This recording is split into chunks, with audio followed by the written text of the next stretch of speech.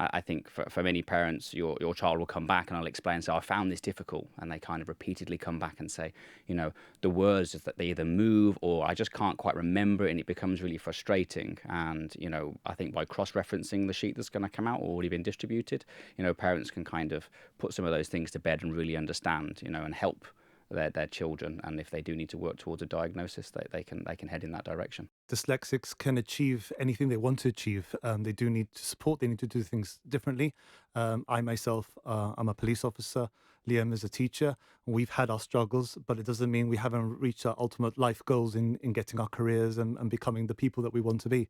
So there's a lot of myths you want to dispel, that that we're slow learners and that we cannot do certain things, So but you're we not, can. We just need to learn things differently. That's all. I know teachers will kind of start to notice things within the classroom that they'll be able to flag and kind of raise that with the parents and say, look, Johnny's been struggling here or there with these different things. Have you considered or thought, or they're showing some like traits or signs that could potentially be dyslexia? And I think sometimes for parents, it's reassuring to hear that, but equally sometimes they may not outwardly express that. Dyslexia affects multiple channels in terms of how or where and the way in which you learn as well. if somebody's listening to you guys speaking and thinking, oh my goodness, that sounds familiar for themselves or perhaps their child or their grandchild, what's the best place to start? What should they do next?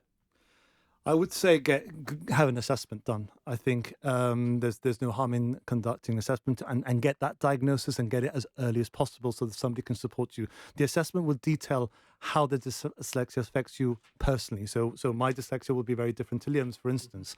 He'll have certain skills that I don't, although so it's the same sort of learning difficulty. You could reach out to the Dyslexia Support Group. I mean, I reached out to them for my assessment as an adult. For the Department of Education as a child, you can reach out to the head teachers and things like that and get your child assessed as soon as possible, because the sooner you can identify the problem, you can work with it. That person needs acceptance, it needs to know the diagnosis, and then, like I said, build on those strategies to work with the dyslexia, which will be a part of their lives.